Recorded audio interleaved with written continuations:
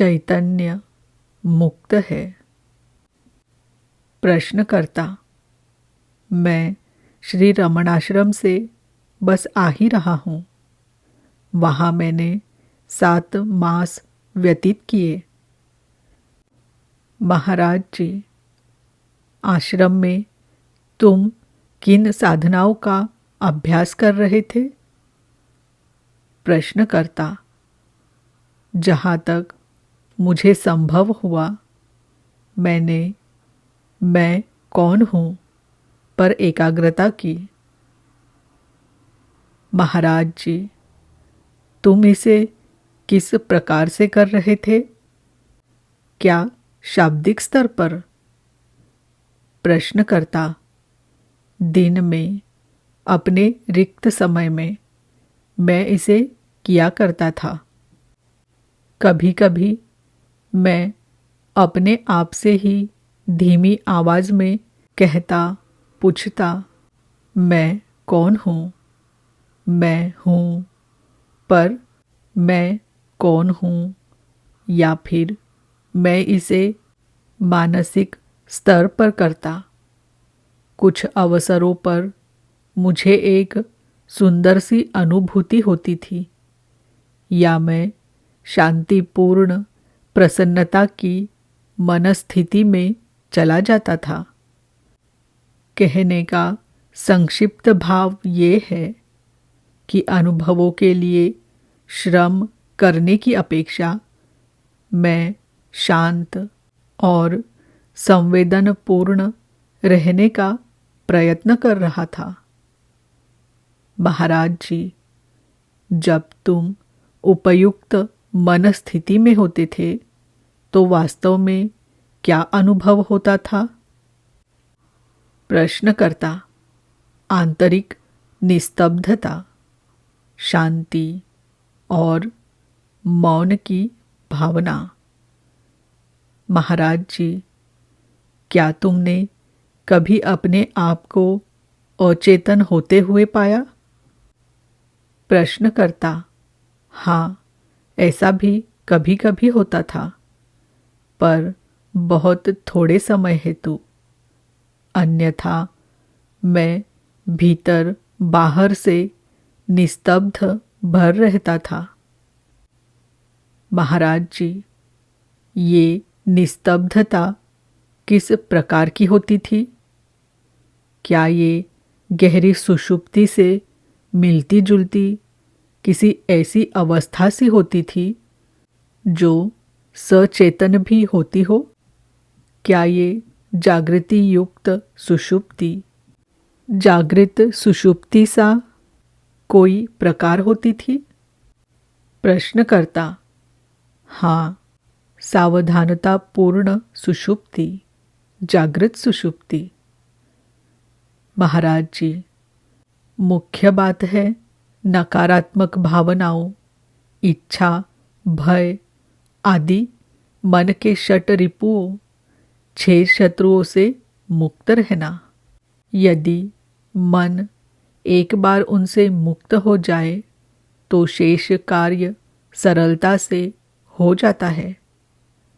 जिस प्रकार से साबुन घुले पानी में रखा कपड़ा स्वच्छ हो जाता है, उसी प्रकार शुद्ध भावना की धारा में रखा मन भी निर्मल हो जाता है।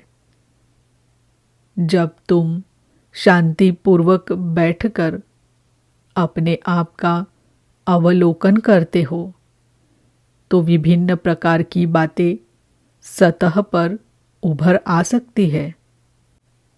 उनके बारे में कुछ मत करो, उन पर प्रतिक्रिया मत करो।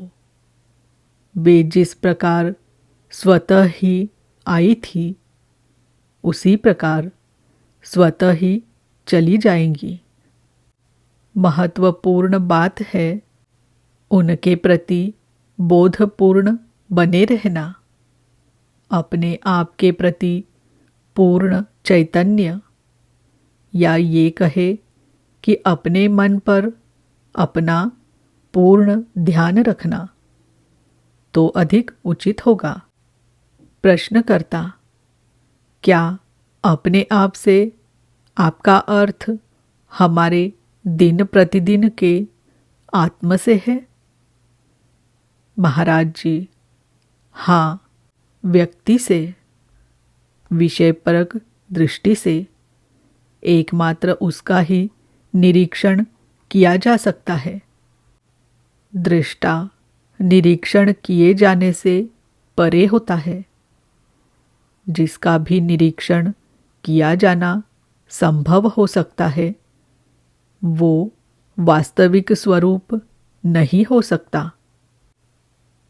प्रश्नकर्ता, इस रूप में दृष्टा का निरीक्षण मैं सदैव कर सकता हूँ, मानो वो अंतहीन क्रम में निरंतर पीछे लौटता जा रहा हो।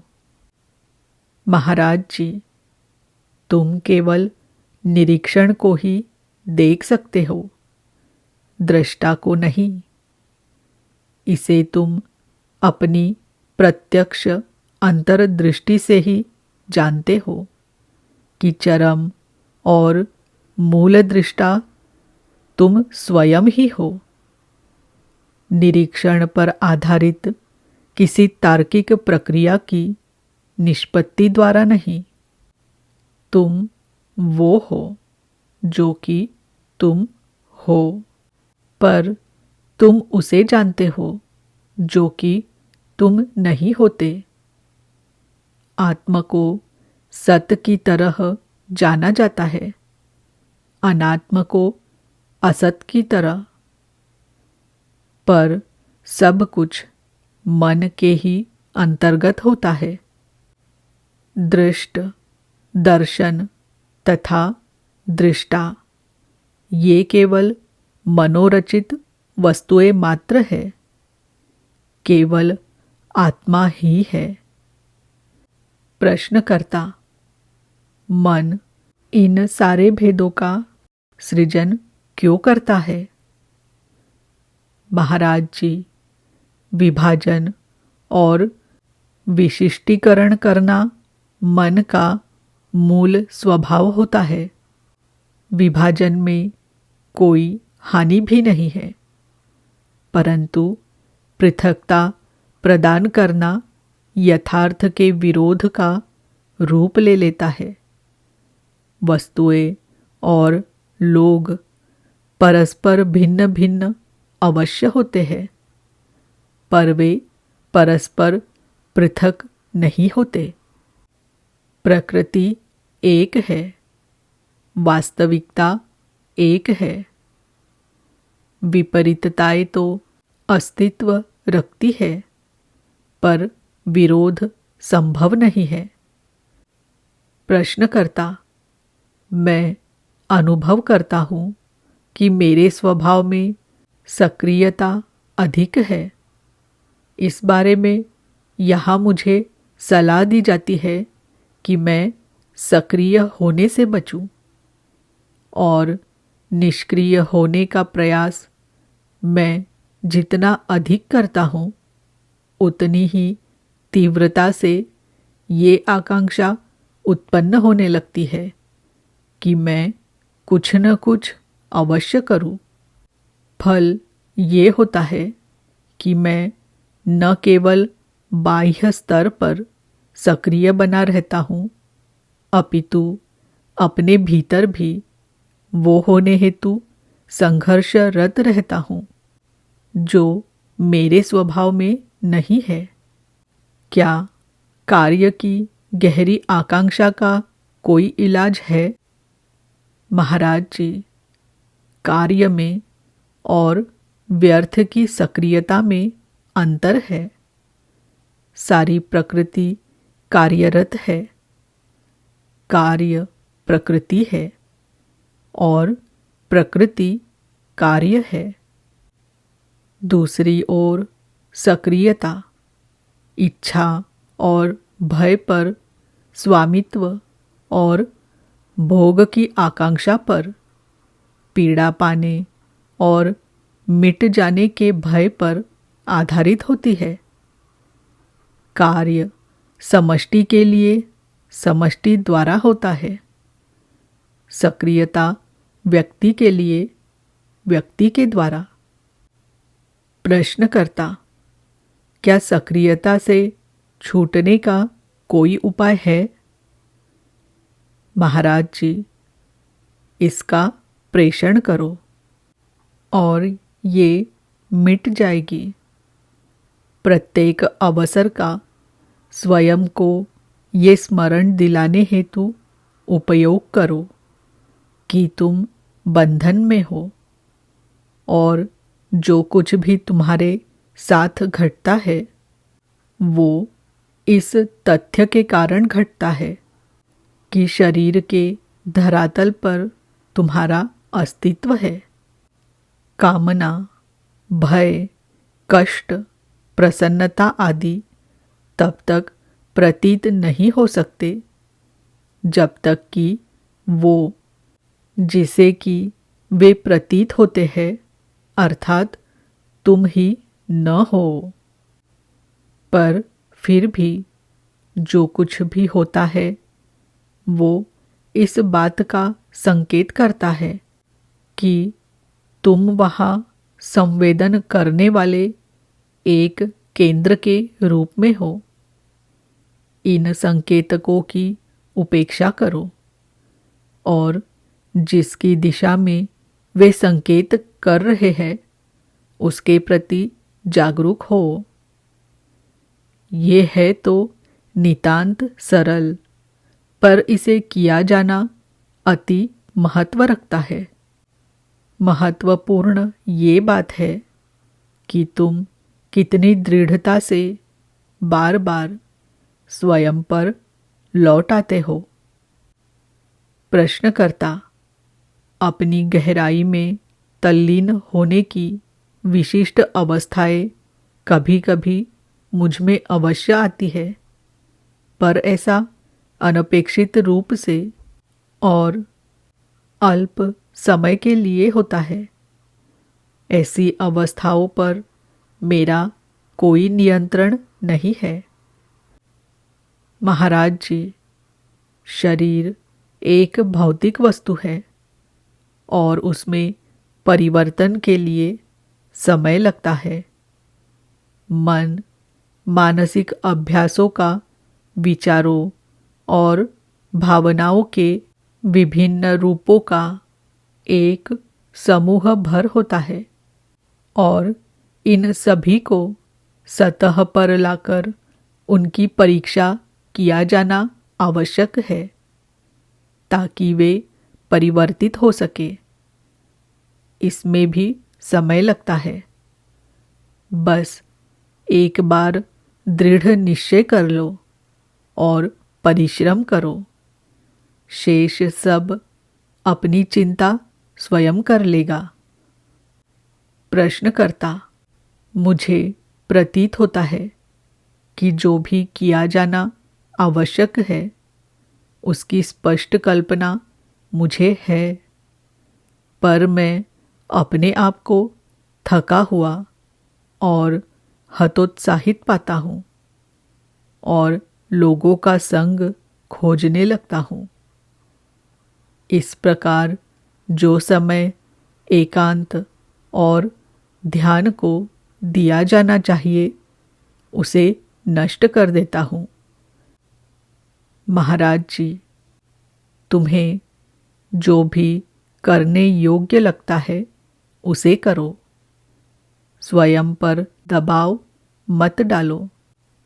अपने ही प्रति की गई हिंसा तुम्हें शुष्क और कठोर बना देगी। जिन्हें तुम अपनी राह की बाधाएं समझते हो उनसे लड़ो मत। बस उनमें रुचि लो, उन्हें गौर से देखो, उनका निरीक्षण और उनकी जांच करो। अच्छा या बुरा जो भी होता हो उसे होने दो, पर अपने आप को इस सब के तले दबने भर मत दो। प्रश्नकर्ता, अपने आप को निरंतर ये स्मरण दिलाते रहने का कि तुम दृष्टा हो क्या औचित्य है। महाराज जी, मन को ये सीख लेना चाहिए कि चंचल मन की पृष्ठभूमि में आधारभूत अपरिवर्तनशील चैतन्य अवस्थित है। मन को ये स्पष्ट हो जाना चाहिए कि वास्तविक स्वरूप क्या है और इसका आदर करना चाहिए। और मन को ये भी चाहिए कि जैसे ग्रहण के समय चंद्रमा सूर्य को आवृत्त कर सूर्य ग्रहण उत्पन्न कर देता है, उस तरह वो वास्तविकता को आवृत्त कर अज्ञानांधकार उत्पन्न न करे।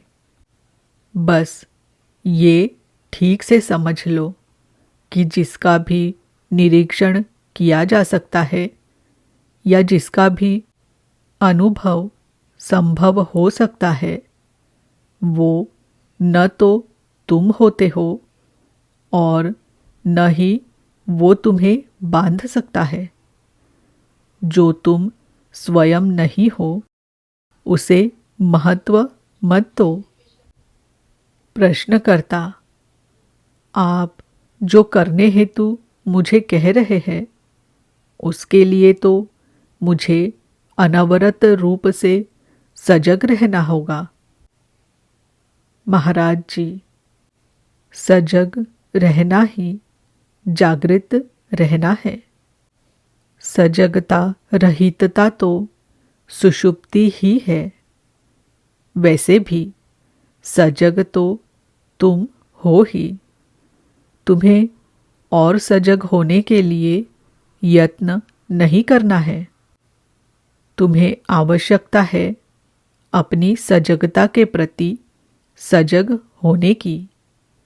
स्वेच्छा और ध्यानपूर्वक सजग हो और ध्यानपूर्वक सजगता के इस आयाम को विस्तीर्ण करो, उसे गहन होने दो। अपने मन के प्रति तुम सदा ही सचेतन रहते हो, परंतु स्वयं के इस प्रकार से सचेतन होने के तथ्य के प्रति तुम सजग नहीं होते। इस तथ्य पर तुम्हारा ध्यान नहीं जाता। प्रश्नकर्ता, मैं जहाँ तक समझ सकता हूँ वहाँ तक मुझे ऐसा लगता है कि आप मन, चेतना, सजगता अर्थात चैतन्य, इन शब्दों को भिन्न भिन्न पर सुनिश्चित अर्थों में प्रयोग करते हैं। महाराज जी, इसे इस प्रकार समझो।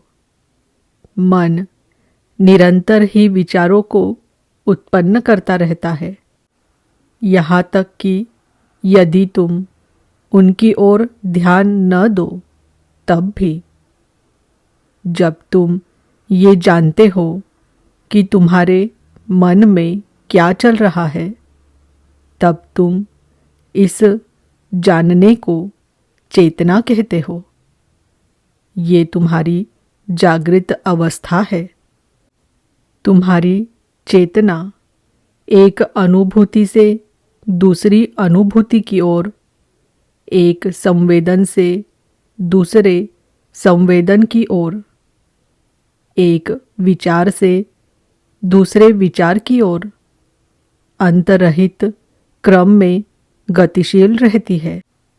इसके पश्चात चैतन्य आता है, जो कि संपूर्ण चेतना के प्रति प्रत्यक्ष अंतर्दृष्टि है, मन की समग्रता है। देहरूपी भूमि पर मन किसी नदी की तरह प्रवाहमान है। तुम क्षण मात्र के लिए किसी तरंग विशेष से अपना तादात्म्य कर लेते हो और कहते हो मेरा विचार। तुम जिसके प्रति सचेतन हो वो केवल तुम्हारा मन है, परंतु जब तुम सारी चेतना के ही प्रति बोध युक्त होते हो तब वो चैतन्य है। प्रश्नकर्ता: प्रत्येक व्यक्ति चेतन है, परंतु प्रत्येक व्यक्ति चैतन्य युक्त नहीं होता। महाराज जी: प्रत्येक व्यक्ति चेतन है ऐसा मत कहो। ये कहो कि चेतना के अंतर्गत ही प्रत्येक वस्तु प्रकट और लुप्त होती है। हमारे मन चेतना के महासागर पर उठती विभिन्न तरंगे भर है। तरंगों की तरह वे उठते विलीन होते रहते हैं। महासागर की तरह वे शाश्वत और निस्सीम है। अपने आप को सत्य के महासागर की तरह सारे अस्तित्व के गर्भ के रूप में जानो। निश्चित ही ये सब उपमाएं मात्र है। वास्तविकता तो वर्णन से परे होती है।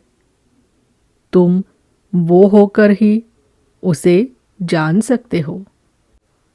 प्रश्नकर्ता: क्या ये सचमुच इतनी मूल्यवान वस्तु है कि इसकी खोज का कष्ट उठाया जाए? महाराज जी: इसके अभाव में सब कुछ कष्ट ही है। यदि तुम स्वस्थ मन से, सृजनात्मक ढंग से और सुख से जीना चाहते हो तो ये पता करो कि तुम कौन हो। यद्यपि मन देह केंद्रित होता है और चेतना मन केंद्रित होती है, पर चैतन्य मुक्त है। देह की अपनी तृष्णाएं होती है, मन के अपने सुख दुख होते हैं। चैतन्य अनासक्त और अविचल है। ये नम्य, मौन, शांतिपूर्ण, सावधान और निर्भय है, कामना और भय से रहित। इसे अपना वास्तविक स्वरूप समझकर इस पर ध्यान करो और अपने नित्य के जीवन में ये होने का प्रयत्न करो, और तब तुम्हें इसकी परिपूर्णता का पता चलेगा। मन की रुचि घटनाओं में होती है, जबकि चैतन्य की स्वयं मन ही के प्रति रुचि होती है। बच्चों का रुझान खिलौने के प्रति होता है, जबकि माँ बच्चे की देखरेख करती है, न कि खिलौने की। अथक निरीक्षण करते करते मैं नितांत रिक्त हो गया और उस रिक्तता से मेरे पास मन के अतिरिक्त शेष सब लौट आया। मैं देखता हूँ कि मेरा मन ऐसा खो चुका है कि अब उसका पता पाना असंभव है। प्रश्नकर्ता: क्या इस समय आप जिस प्रकार से बातें कर रहे हैं वो अचेतन अवस्था में कर रहे हैं? महाराज जी: मैं न तो सचेतन हूँ और न अचेतन। मन और उसकी विभिन्न स्थितियों और अवस्थाओं से मैं परे हूँ। विभिन्नताएं मन के द्वारा रची जाती है और वे मन पर ही लागू होती है। मैं तो स्वयं विशुद्ध चेतना ही हूँ। जो कुछ भी है उसका अखंडित चैतन्य। तुम्हारी अपेक्षा मैं कहीं अधिक वास्तविक अवस्था में हूँ। जिन विभेदों और पृथकताओं से किसी व्यक्ति का निर्माण होता है, उनसे मैं अप्रभावित हूँ। जब तक शरीर टिकता है, तब तक किसी अन्य शरीर की तरह इसकी भी अपनी आवश्यकताएं है। पर मेरी मानसिक गतिविधि पर पूर्ण विराम लग चुका है। प्रश्नकर्ता: परंतु आपका आचरण तो किसी विचारवान मनुष्य जैसा ही है। महाराज जी: क्यों न हो, परंतु मेरी विचार प्रक्रिया वैसी ही अचेतन और ध्येयपूर्ण है जैसे कि शरीर में भोजन अचेतन और ध्येयपूर्ण रीति से स्वयमेव पचा लिया जाता है। प्रश्नकर्ता: यदि आपकी विचार प्रक्रिया अचेतन है, तो आप ये कैसे जान पाते हैं कि ये सुचारू रूप से कार्यरत है या नहीं? महाराज जी: क्योंकि न तो इसे नियंत्रित करने की इच्छा होती है और न इसके जारी रहने से भय होता है। ये गलत कैसे हो सकती है? जब एक बार मैंने अपने आप को और अपनी सार्थकता को जान लिया, तो बार बार अपनी परीक्षा करने की आवश्यकता ही क्या है? यदि तुम्हें ये ज्ञात है कि तुम्हारी घड़ी सही समय दर्शाती है, तो तुम्हें जब भी आवश्यक होता है, तब इसमें समय देखने में हिचकिचाते नहीं। प्रश्नकर्ता: ठीक इस क्षण यदि मन बातचीत नहीं कर रहा है, तो फिर कौन बोल रहा है? महाराज जी: जो प्रश्न को सुन रहा है, वही उत्तर दे रहा है। प्रश्नकर्ता: पर ये कौन है? महाराज जी: कौन नहीं, वरन क्या कहो। व्यक्ति शब्द से तुम जो अर्थ ग्रहण करते हो, वो मैं नहीं हूँ। यद्यपि तुम्हें मैं एक व्यक्ति सा प्रतीत हो सकता हूँ, मैं चेतना का वो महासागर हूँ जिसमें सब कुछ घटित होता है, और मैं सारे अस्तित्व और परिचय से परे स्थित सत्य का परिशुद्ध आनंद भी हूँ। चूँकि किसी भी वस्तु को मैं अपने से पृथक नहीं पाता, अतः मैं सर्व हूँ। साथ ही चूँकि कोई भी वस्तु मैं नहीं, अतः मैं कुछ भी नहीं। वही शक्ति जो अग्नि को दाहकता, जल को प्रवाह, बीज को अंकुर और वृक्ष को वृद्धि प्रदान करती है, मेरे माध्यम से तुम्हारे प्रश्नों के उत्तर प्रस्तुत करती है। मेरे बारे में व्यक्ति स्तर की किसी बात का अस्तित्व नहीं है। यद्यपि भाषा और तरीका तुम्हें वैयक्तिक सा प्रतीत हो सकता है, व्यक्ति तो इच्छाओं, विचारों और उनसे फलित क्रियाओं का एक निश्चित प्रारूप पैटर्न होता है। मेरी स्थिति में ऐसा कोई प्रारूप कहीं नहीं है। मैं जिसकी इच्छा या भय करूं, ऐसा कुछ कहीं नहीं है। प्रश्नकर्ता, पर निश्चित ही आपकी कभी मृत्यु तो होगी ही। महाराज जी, हाँ, जीवन विदा हो जाएगा, देह नष्ट हो जाएगी, परंतु इससे मुझे कण मात्र का भी अंतर नहीं आता। मैं स्थान और काल से परे हूँ। न तो कोई अन्य मेरा कारण है, न ही मैं किसी अन्य का कारण हूँ। कारण और परिणाम से परे होते हुए भी सारे अस्तित्व का ताना बाना मैं ही हूँ। प्रश्नकर्ता, क्या मैं आपसे पूछ सकता हूँ कि आप अपनी वर्तमान स्थिति तक कैसे पहुँचे? महाराज जी, मेरे शिक्षक ने मुझसे मैं हूँ की भावना को दृढ़तापूर्वक पकड़ने और क्षण भर के लिए भी इससे विचलित न होने के लिए कहा।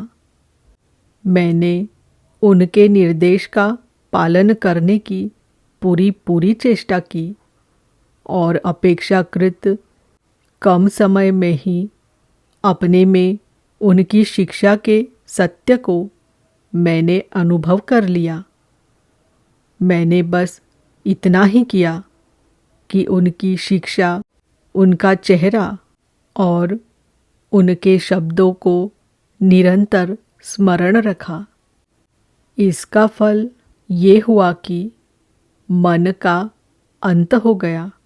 मन की इस निस्तब्धता में ही मैंने अपने आप को स्वरूपतः और अपरिमित की तरह देखा। प्रश्नकर्ता, आपको आत्म साक्षात्कार आकस्मिक रूप से हुआ या ये क्रमशः हुआ?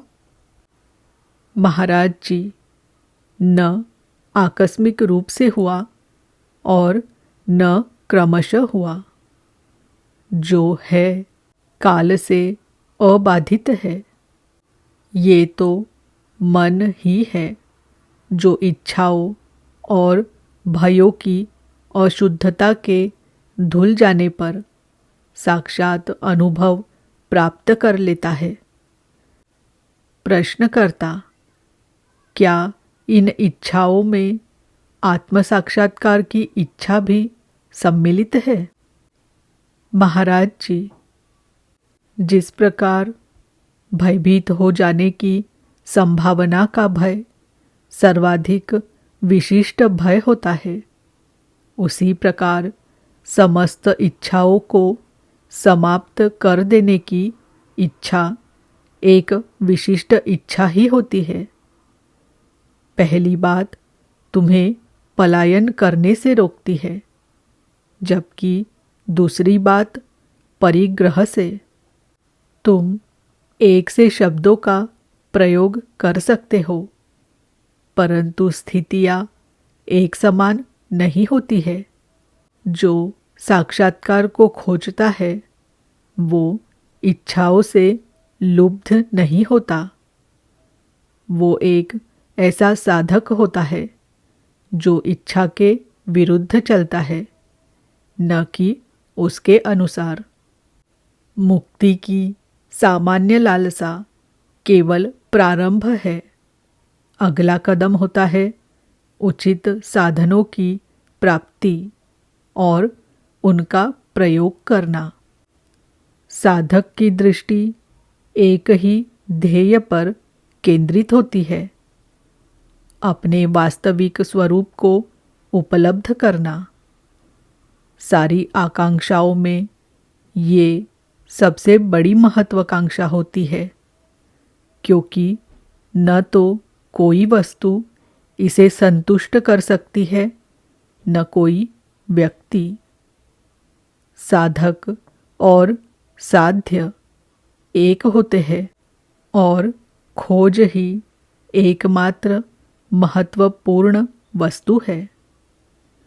प्रश्नकर्ता, खोज कभी तो समाप्त होगी, साधक शेष रहेगा। महाराज जी, नहीं, साधक विलीन हो जाएगा, खोज जारी रहेगी। खोज काल निरपेक्ष परम वास्तविकता है। प्रश्नकर्ता, खोज का अर्थ है अभाव, चाह, अपर्याप्तता और अपूर्णता। महाराज जी, नहीं, इसका अर्थ है अपर्याप्त और अपूर्ण की अस्वीकृति और निरसन। वास्तविकता की खोज स्वयं वास्तविकता की ही एक गतिविधि है। एक रूप से देखे तो सारी खोज ही वास्तविक आनंद के लिए या वास्तविक के आनंद के लिए होती है, परंतु यहाँ खोज शब्द से हमारा तात्पर्य उस खोज से है जो स्वयं को चेतना के मूल और मन से परे स्थित प्रकाश के रूप में देखने के लिए की जाती है। ये खोज कभी भी समाप्त नहीं होती और वास्तविक प्रगति के लिए ये आवश्यक है कि अन्य सब वस्तुओं के लिए होने वाली व्याकुलता का अंत हो जाए। ये समझ लेना आवश्यक है कि वास्तविकता या ईश्वर या गुरु की खोज और आत्मा की खोज एक ही वस्तु है। एक को पाने पर सभी प्राप्त हो जाते हैं। मैं हूँ और ईश्वर है, ये दोनों जब तुम्हारे मन में अभिन्न हो जाएंगे तब कुछ ऐसा होगा जिससे तुम निसंदिग्ध रूप से ये अनुभव कर लोगे कि ईश्वर इसलिए है क्योंकि तुम हो और तुम इसलिए हो क्योंकि ईश्वर है। दोनों एक है।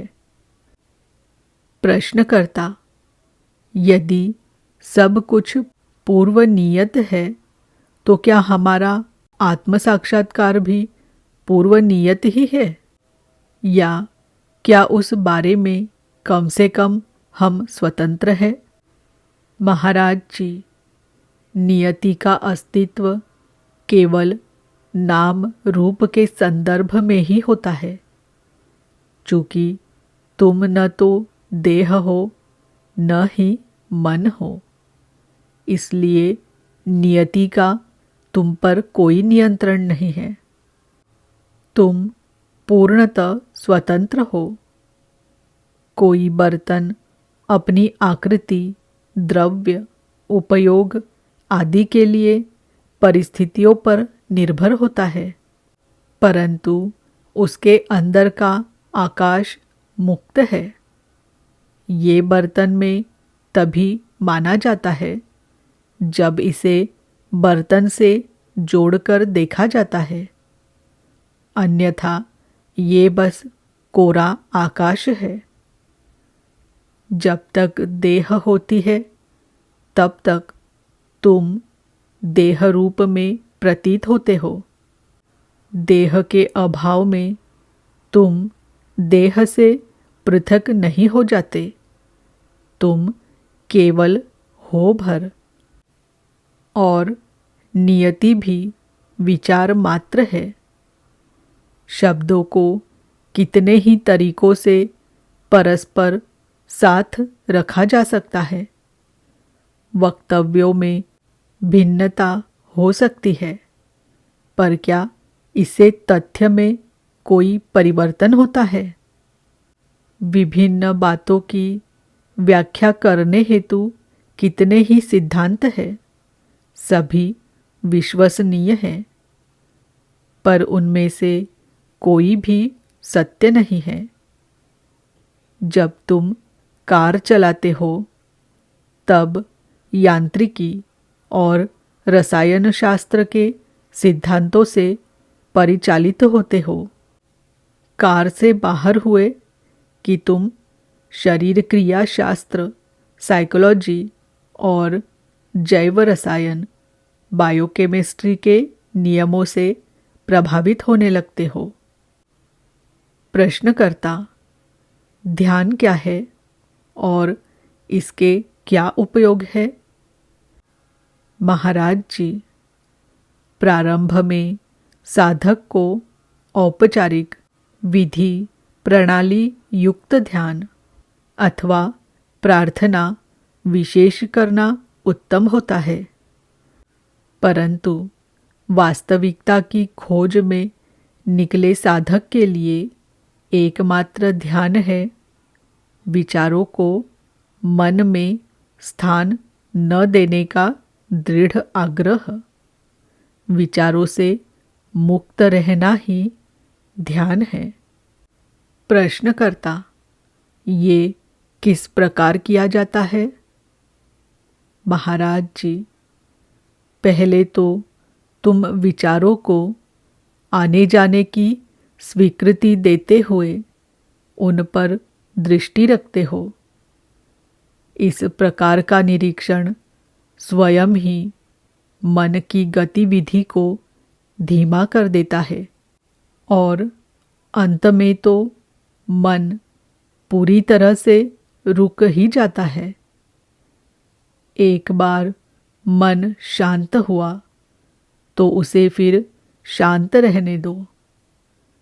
शांति से ऊबो मत, इसमें टिको, इसकी गहनता में जाओ। प्रश्नकर्ता, ये तो मैंने सुना है कि अन्य विचारों को दूर रखने के लिए किसी एक विचार को दृढ़तापूर्वक पकड़कर रखा जाता है, परंतु सारे ही विचारों को किस प्रकार दूर रखा जाता है? ये धारणा भी तो एक विचार ही हुई। महाराज जी, नए सिरे से प्रयोग करो। पिछले अनुभवों के आधार पर मत चलो। अपने विचारों का प्रेक्षण करो और इस प्रकार से अपने द्वारा विचारों का प्रेक्षण किए जाने का भी प्रेक्षण करो। समस्त विचारों से मुक्ति की अवस्था अकस्मात प्रकट होगी और इसके आनंद से इसे तुम पहचान लोगे। प्रश्नकर्ता, क्या आप संसार की स्थिति से जरा भी चिंतित नहीं होते? पूर्व पाकिस्तान में हो रही भयानक घटनाओं को देखिए, क्या वे आपको छूती भी नहीं है? महाराज जी, मैं समाचार पत्र पढ़ता हूँ, मैं जानता हूँ कि क्या क्या हो रहा है, पर मेरी प्रतिक्रिया तुमसी नहीं होती है। तुम किसी प्रकार के उपचार की बात सोचने लगते हो, जबकि मैं रोकथाम के संबंध में सोचता हूँ। जब तक कारण विद्यमान रहते हैं, तब तक उनके परिणाम भी होंगे ही। लोग जब तक विभाजन और पृथकता की दिशा में प्रवृत्त रहते हैं, जब तक वे स्वार्थी और आक्रामक रहते हैं, तब तक इस प्रकार की बातें होंगी।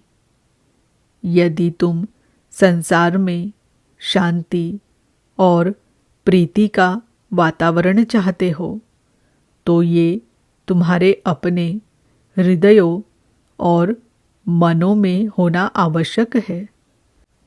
इस प्रकार के परिवर्तन आरोपित नहीं किए जाते। ये अपने भीतर से ही आने चाहिए। जिन्हें युद्ध से घृणा है, उन्हें चाहिए कि पहले इसे अपने मन मस्तिष्क से निकाल फेंके।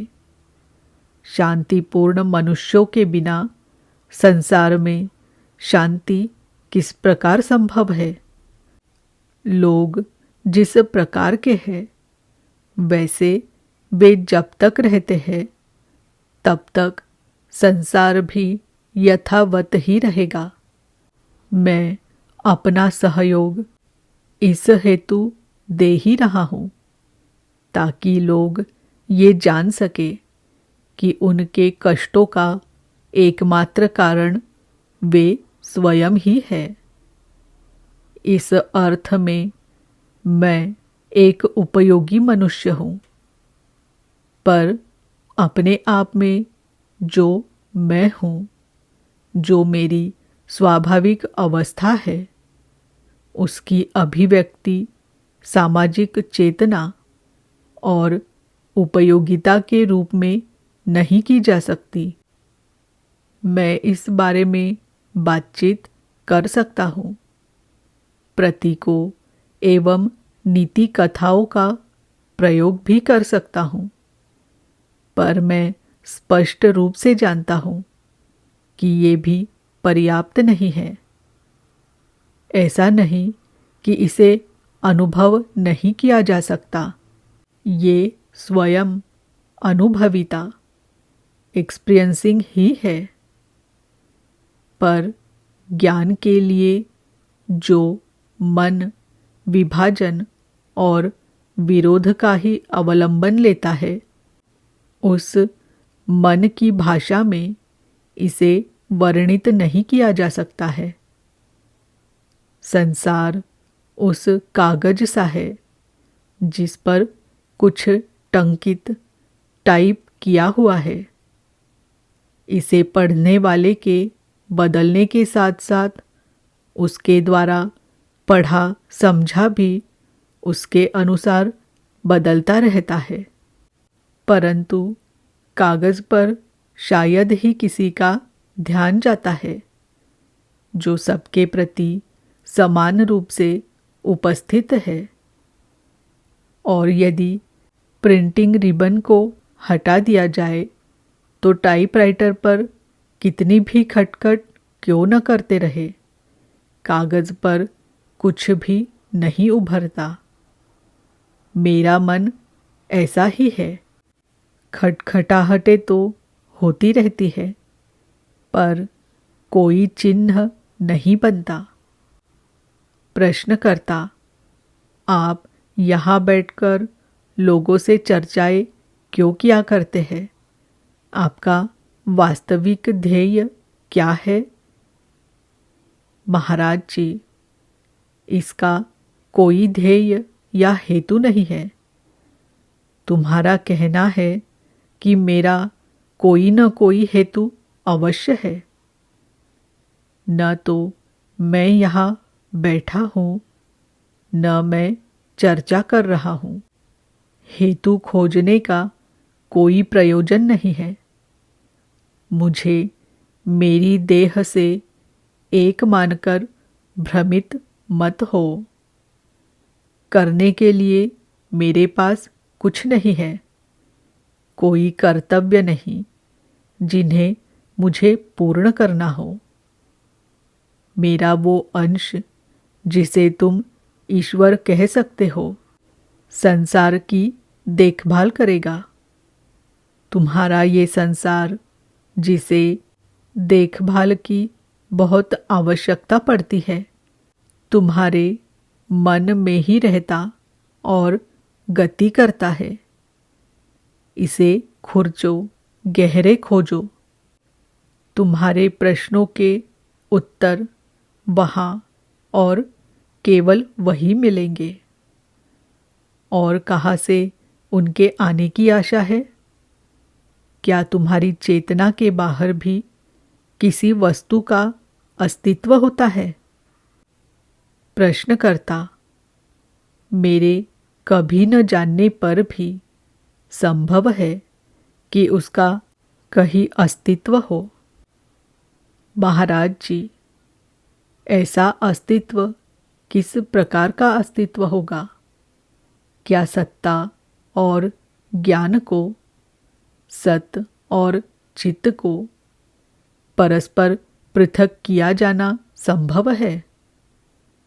समस्त बोध के समान ही समस्त अस्तित्व भी तुम्हारे परिप्रेक्ष्य में ही तो है। कोई भी वस्तु इसीलिए होती है क्योंकि या तो वो तुम्हारे अनुभव के अंतर्गत है या फिर तुम्हारी सत्ता के अंतर्गत है। तुम्हारी देह और तुम्हारा मन तभी तक होते हैं जब तक तुम इस प्रकार का विश्वास करते हो वे तुम्हारे हैं। इस प्रकार से विचार करना बंद कर दो और वे बस विलीन ही हो जाते हैं। उन्हें उनका कार्य करने दो, पर वे तुम्हें सीमित न कर पाए इतना ध्यान अवश्य रखो। यदि तुम उनमें कोई अपूर्णताएं पाते हो तो बस उनका अवलोकन जारी रखो। तुम्हारे द्वारा उन पर दिए जाने वाले ध्यान का फल ये होगा कि वे परस्पर सामंजस्य पूर्ण हो जाएंगे। प्रश्नकर्ता, यदि मैं किसी गंभीर रोग से ग्रस्त हूँ और उसकी ओर बस ध्यानपूर्ण बना रहूं, तो क्या उस रोग का उपचार हो जाएगा? महाराज जी, इसे इसकी समग्रता में ग्रहण कर ध्यान दो, केवल बाहरी लक्षणों पर नहीं। सारी रुग्णताएं मन से प्रारंभ होती है। समस्त अवांछित धारणाओं और भावनाओं की खोज और उनका निरसन करते हुए पहले अपने मन की देखरेख करो, फिर रोग की उपेक्षा करते हुए उसे महत्व न देकर अपना कार्य करते हुए जीते चलो। कारणों के मिटा दिए जाने पर उनका प्रभाव भी समाप्त हो जाएगा। मनुष्य जिस प्रकार का विश्वास करता है वैसा होने लगता है। स्वयं के विषय में समस्त धारणाओं को छोड़ो और तब तुम अपने आप को मन और शरीर में घटने वाली किसी भी घटना से परे शुद्ध साक्षी के रूप में पाओगे।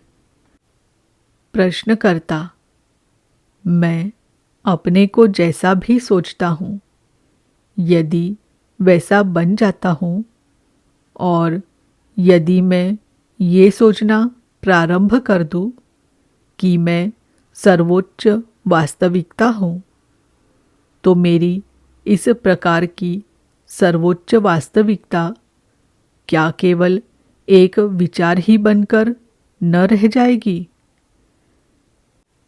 महाराज जी, पहले उस अवस्था को प्राप्त कर लो, फिर प्रश्न पूछो।